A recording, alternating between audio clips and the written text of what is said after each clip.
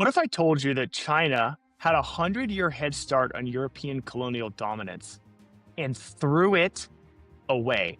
What if the largest naval fleet in human history, 300 ships, 28,000 men, reached three continents and was deliberately destroyed by bureaucrats who thought it was a waste of money? What if one of history's greatest builders, a man who created trade networks spanning from Africa to Indonesia, was erased from the record because the people who came after him didn't understand what he'd built? This is not speculation. This happened. In 1405, nearly a century before Columbus, a Chinese admiral commanded a fleet that made European exploration look like a scouting party. His flagship was 5 times larger than the Santa Maria. His fleet reached East Africa, mapped the Indian Ocean, and established diplomatic relationships with over 30 kingdoms. He built infrastructure that should have lasted centuries: trade routes, supply depots, relationships, a tribute system that made participation profitable for everyone involved. And then, within years of his death, it was all destroyed. The maps were burned, the ships were dismantled, it became illegal to even build ocean-going vessels.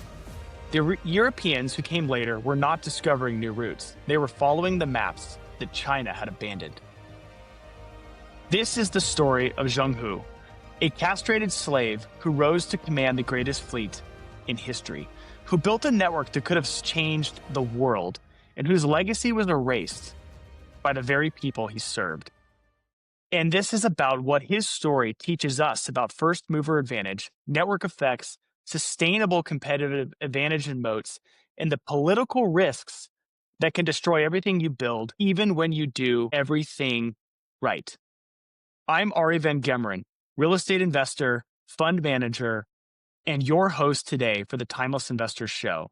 And today we're going to dive into one of the most incredible and unknown stories in history, brought to you as part of our Builders series, focusing on great builders of past and present and how we can take their stories and make ourselves better investors, more understanding of risk, more understanding of timeless principles that undergird our system of seeking and building something timeless. And I have to apologize in advance to any of the listeners who understand the pronunciations. I'm doing my best, but the names are a little more foreign for me, but I'm going to do my best. So before we dive into Zheng Hu's story, let me set the stage for just how extraordinary this was.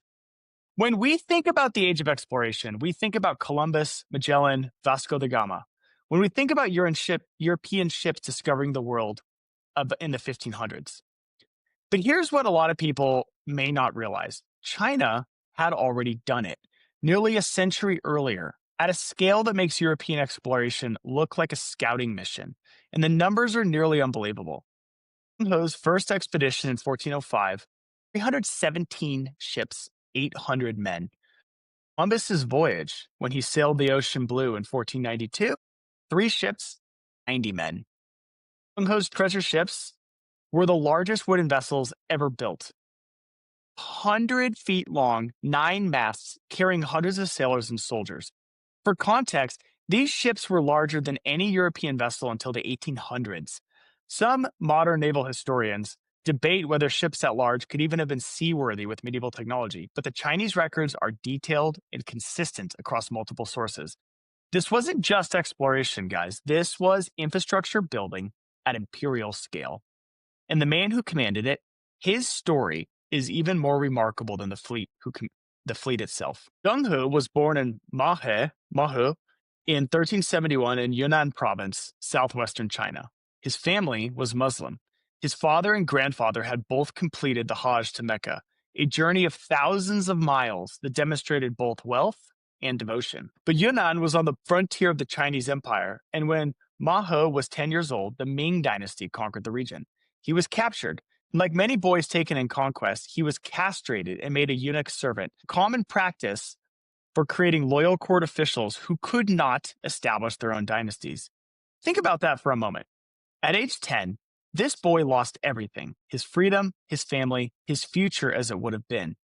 He was sent to serve in the household of Zhu Di, a prince and military commander. And this is where the story starts to get really interesting, because Mahe didn't just survive, he thrived. He proved himself brilliant in military strategy. He was physically imposing, Some records suggest he was over 6 feet tall, which was exceptionally rare for the time on any continent. He was loyal, capable, and utterly dedicated to Zhu Di. So when Zhu Di launched a civil war to seize the throne from his nephew, He was at his side. The campaign was brutal. Multiple battles, palace intrigue, years of conflict, but they won. And in 1402, Zhu Di became the Yongle Emperor. And one of his first acts was to promote Ma He and give him the honorific title Zheng He, and place him in command of something unprecedented, a treasure fleet that would project Chinese power across the known world. This is a rags to riches story on an almost unimaginable scale. A boy from a conquered province, an ethnic and religious minority, castrated and enslaved at the age 10, rose to command the largest naval force in human history. The modern parallel would be like if a refugee kid who was castrated became both Jeff Bezos and the head of the US Navy combined. And here's the first investing lesson: talent and loyalty compound when given opportunity. Zhu Di didn't just reward Zheng He for past service, he gave him resources to build something that would expand the empire for generations. He invested in capability, not just connections. True meritocracy, by the way, true meritocracy, which, total side note, I took a long course in college on China, and one of the most fascinating aspects of Chinese culture was the importance of a large exam that people would sit for. And it was like a real opportunity to rise from nothing to something great. The value of education, hard work, and true meritocracy. And this man is a great example. So between 1405 and 1433, Zheng He led 7 major expeditions. Let me walk you through what was actually built. The first voyage was massive, the aforementioned numbers. The fleet visited Java, Sumatra, Sri Lanka, and India.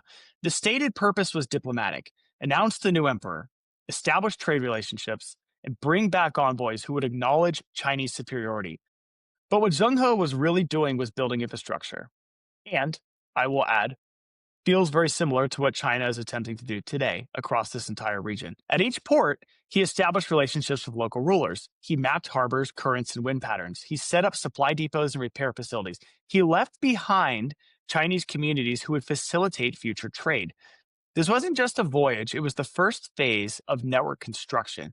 And when he returned, he brought envoys from over 30 kingdoms to Beijing. The message was clear: China is open for business, and we have the capability to reach you anywhere. Investing lesson 1: first mover advantage in relationship building is massive. Zheng He wasn't just establishing trade routes, he was defining the terms of engagement before anyone else could. The second voyage went deeper into India, reaching the kingdom of Calicut, a major trading hub. But this voyage also revealed something important about Zheng He's strategy. He was willing to use force, but only to protect the system he was building. When a Chinese pirate base in Sumatra threatened trade routes, Zheng He crushed it, not as conquest, but as infrastructure protection. Think about this in modern terms. Amazon doesn't just build warehouses, it fights counterfeiters, it blocks bad actors, and it protects the marketplace. The infrastructure only works if it is secure. Zheng He understood this 600 years ago. Investing lesson 2: protect your supply chains. Infrastructure without security is just a target. Stay on top of it. The third voyage was the first time Zheng He commanded multiple fleets simultaneously. He was delegating, building systems, creating standard operating procedures. This is when the tribute system really started to take shape, and this is where Zheng He's business model becomes fascinating. Here's how the tribute system actually worked. Local kingdoms would acknowledge the Chinese emperor as superior. They would send periodic gifts and envoys, and in return, China would provide protection, trade access, and gifts. Here's the interesting part: China typically gave more in gifts than they received in tribute. European observers later noted this and thought the Chinese seemed like idiots. Why would you give away more than you receive? But Zheng He understood something they didn't. He was buying the network. By making the deal attractive, kingdoms wanted to participate. There was no need for conquest. There was no need for occupation costs. There were no local resistance. It was voluntary because the economics worked for everyone. This is Amazon's playbook. Again, lose money on prime shipping to own the customer relationships. Zheng He was willing to lose on individual transactions to own the trade network. Investing lesson 3: sometimes the best investment is the one where everyone wins. Imagine that. Sustainable competitive advantage comes from making your partners successful at the same time as you. The fourth voyage is where things really get remarkable, as if they haven't been remarkable enough yet. Zheng He reached the coast of East Africa, modern day Somalia and Kenya. This was the first direct contact between China and East Africa. The fleet reached Hormuz in the Persian Gulf, visited Arabia, and mapped the East African coast. And here is a detail that captures the absurdity of the scale. Zheng He brought back giraffes. The Yongle Emperor thought they were qilin, mythical Chinese creatures that appeared when a wise ruler governed justly. The giraffe became proof of the emperor's virtue. But beyond the symbolism, think about what this voyage represented. Geographic diversification had started to create asymmetric information advantages. Zheng He now knew trade routes, harbor depths, seasonal winds, and political structures across 3 continents. No European had this knowledge. No other Asian power had this reach. In modern terms, this is like Bridgewater's radical transparency and global intelligence network. Information asymmetry is alpha. Investing lesson 4. The more you know about markets others haven't reached, the more opportunities you see that they cannot. I would make a corollary to say, being in your own market and investing in your own market as a real estate investor that you genuinely understand is information asymmetry and power, right? We see this happening in all of our markets right now. We're here, we see it, we know what's happening. It gives us a huge opportunity. The 5th voyage revisited the African coast and strengthened existing relationships. When Zheng He returned, 18 kingdoms sent tribute missions back to China. That's relationship maintenance. In modern terms, customer retention, keeping in touch with the customer, knowing what they want. The 1st voyage was acquisition. The 5th voyage was proving that the system works, that relationships are sustained, and that the network is reliable. Investing lesson 5. Relationship maintenance is recurring revenue. The customer you already have is worth more than the one you haven't yet acquired. By the 6th voyage, the system was mature. Multiple fleets operating simultaneously, standardized procedures, supply chains that ran themselves. Some historians believe this voyage actually reached Australia, though that is debated. What is not debated is that Zheng He was now operating a global network with minimal central oversight. He had built a machine. You can probably guess, investing lesson 6. At scale, you can be everywhere at once, but only if you build the systems. You don't run a hero operation. My company is in the process of moving from hero operations to scale and reproducibility. It is a process. There's a lot to learn from Zheng He's story. The 7th and final voyage was launched when Zheng He was 60 years old. He reached over 20 countries, reinforced relationships, and brought back envoys. He died on the return journey, likely near the coast of India, and he was buried at sea. And here's where the tragedy begins, because Zheng He had built a system that should have outlived him. He had created infrastructure, he had established relationships, he had trained officers, and he had documented procedures, but he couldn't protect it from politics. So here's what happened after he died in 1433. The Yongle Emperor, Zheng He's patron and protector, died in 1435. The new emperor was heavily influenced by Confucian scholars who had always hated the treasure fleet expeditions. Why did they hate them? First, the cost. These voyages were expensive, and the Confucian bureaucrats saw them as wasteful extravagances. Second, ideology. Confucian scholars believed China had everything it needed.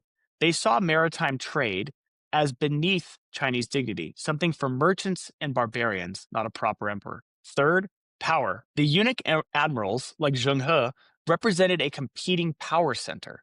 Confucian bureaucrats wanted to be the only advisors to the emperor. So in 1436, the new administration made a series of decisions that would change world history. They burned Zheng He's logs, maps, and records. They dismantled the treasure fleet. They made it illegal to build ocean-going ships with multiple masts.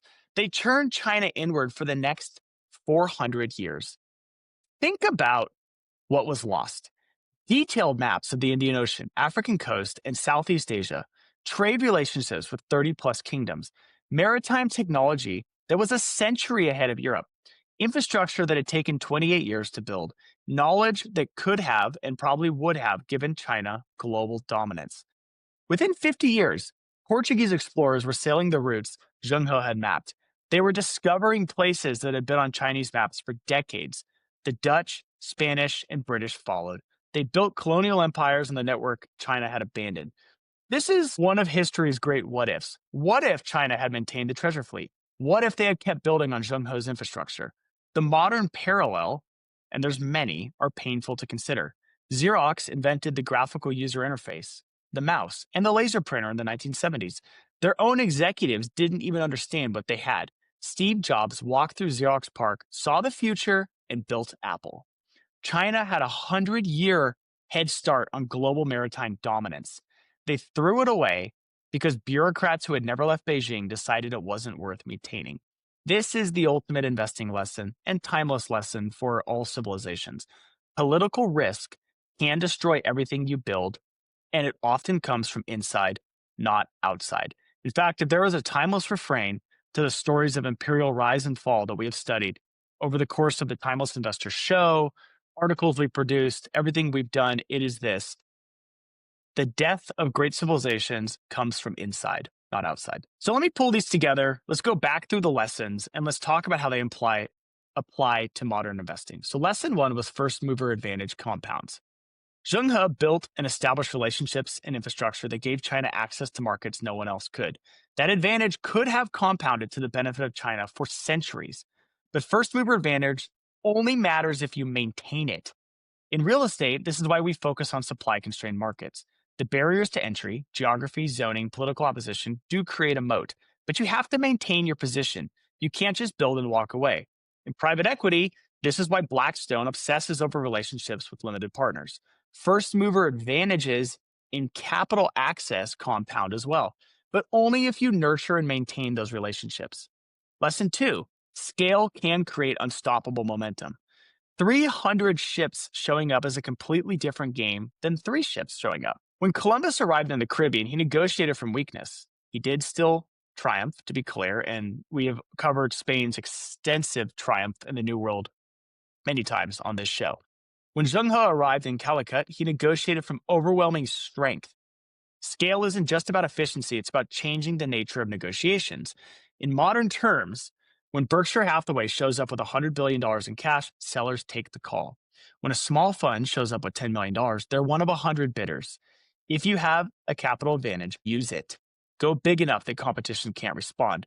This is part of the reason our firm focuses on mid-market size buildings. We believe we have an asymmetric advantage in what we're buying because we have capital advantages versus many of our competitors who bid on the same style of building. We have a moat, in short, in the areas where we play. Lesson 3, trade beats conquest, better economics. This is critical. European colonization cost massive amounts of military resources, created local resistance, and it eventually collapsed under its own weight. Zheng He's tribute system was voluntary. It cost less, it created willing partners, and it could have been sustained indefinitely. The modern parallel, in my opinion, is something again like Berkshire Hathaway. Buy good businesses and leave management alone. Model works much better in the long term than private equity's strip and flip model, right? You know the model. Buy something, leverage debt, saddle it with an enormous amount of debt, carve the staff in half, and then try to flip it for a profit. What good does that create for anybody? When you force a deal through leverage and aggressive restructuring, you create resistance. When you make the deal attractive for everyone, it is sustainable. Lesson 4, information asymmetry is alpha. Zheng He's maps and knowledge were worth more than all the treasure he brought back.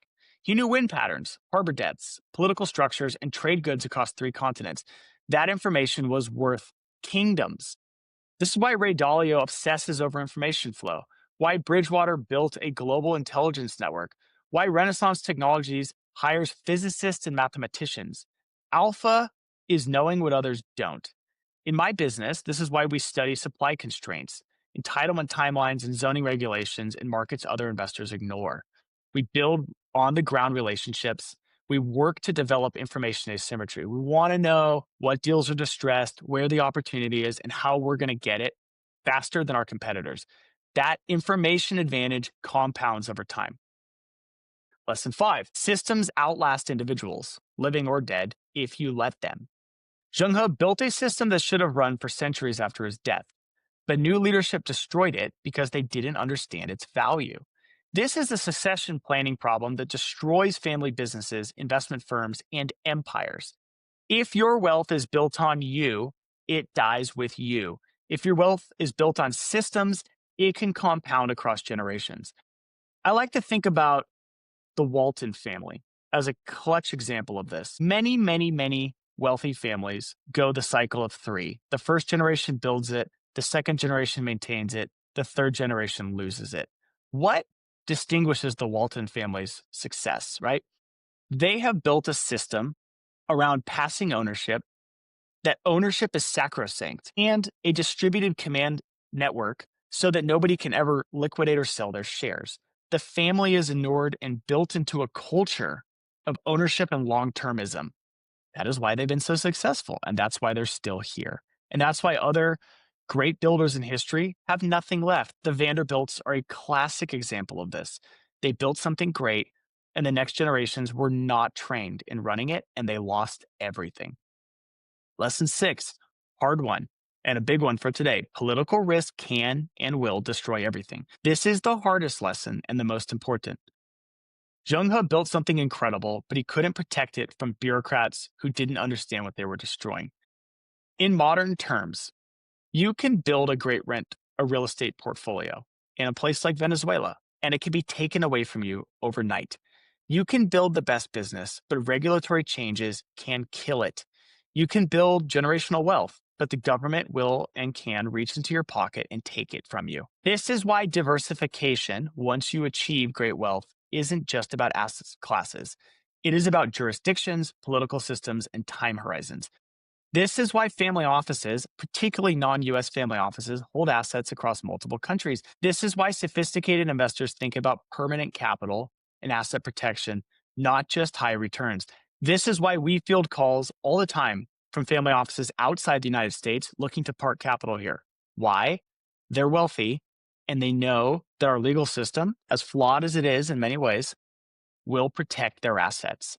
And that's why the United States is a beacon for investment in infrastructure and a place-to-place capital. You are not just building your wealth, you are protecting it from people who might not understand its value. So what would Zheng He do today? Let me translate his principles into modern investment strategies. First, he would build permanent infrastructure, things that create recurring value. In real estate, this means controlling all the aspects of your business, right? Owning the best properties, controlling the management, controlling the contracting, controlling the mechanical work that goes into it. In private equity, frankly, this means building portfolio companies with sustainable competitive advantages, not just building financial engineering for a quick flip. I will hammer this point and I will do additional episodes on this. It's such a legitimate and powerful point, guys. Modern private equity doesn't create value. I said it, I stand by it. Infrastructure thinking compounds. Transaction thinking extracts and doesn't last for the long term. Second of all, make your partners successful, okay? It's not just about you. The tribute system Zheng He built worked because it was a good deal for everyone. Kingdoms participated voluntarily because they benefited.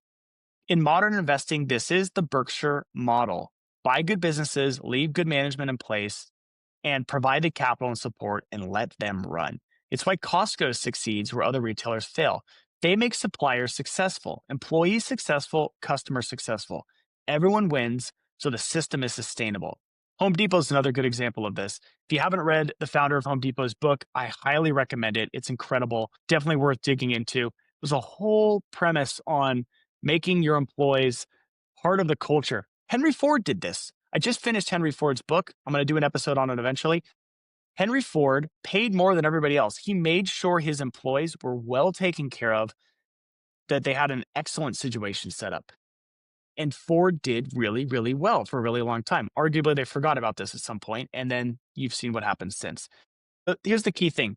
If you're extracting value from every relationship, you're building your home on sand, not solid ground. If you're creating value for everyone in the network, you are building your home on solid rock foundation. Information advantage over brute force. Today, this means spend time understanding markets that others ignore, study the supply dynamics, study your market, be deep into it, okay? There's a fantastic book I highly recommend to anyone written by the father of my former boss, Ken Fisher, Philip Fisher. His book is called Common Stocks and Uncommon Profit. Philip Fisher was a very big fan of owning like 5 to 7 stocks at max and deeply understanding your companies. He had a fantastic term called scuttlebutt.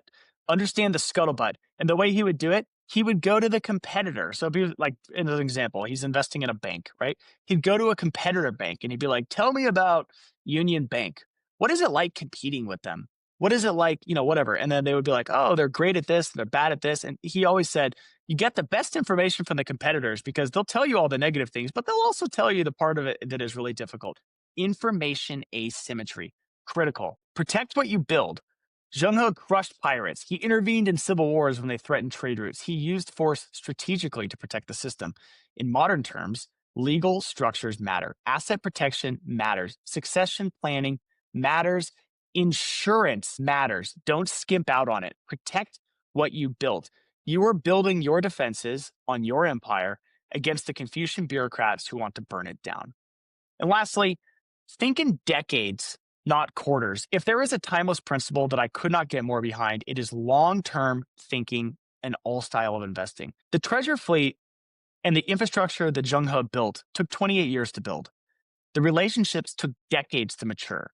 The infrastructure was meant to last centuries. Then bureaucrats who thought in terms of annual budget destroyed it all. This is the fundamental tension in investing. Short-term thinking kills long-term value. If you're managing to quarterly earnings, you'll make different decisions than if you're building for 50 years. This is a reason Berkshire doesn't give earnings guidance. It's why family offices think generationally. They think in 100-year investment increments. It's why we focus on cash flow and supply constraints instead of cap rate compression and quick flips. Time is the investor's greatest advantage if you are patient, wise, and prudent enough to use it. Zheng He's story is one of the greatest in human history and one of the most tragic. A castrated slave who rose to command 300 ships, who built a network that spanned 3 continents, who established trade relationships and infrastructure that could have given China global dominance for centuries, and then watch it all get destroyed by bureaucrats who did not understand what they had. The lessons for modern investors are clear.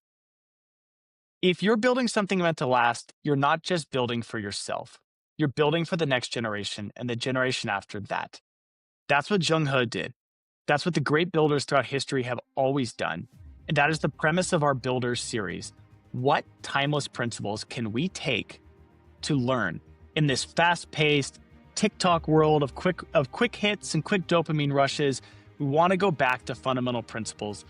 And these fundamental principles are what separate wealth that compounds from wealth that dissipates over time. If you enjoyed this deep dive into Zheng He's life and investing lessons from his treasure fleet, subscribe to the Timeless Investors Show. We release episodes every week exploring the builders, the empires, the crashes, the villains, all of the different things across 5,000 years of recorded human history that give us timeless principles to drive long-term wealth creation. You can read more analysis like this on the Timeless Investor Substack. Just Google the Timeless Investor.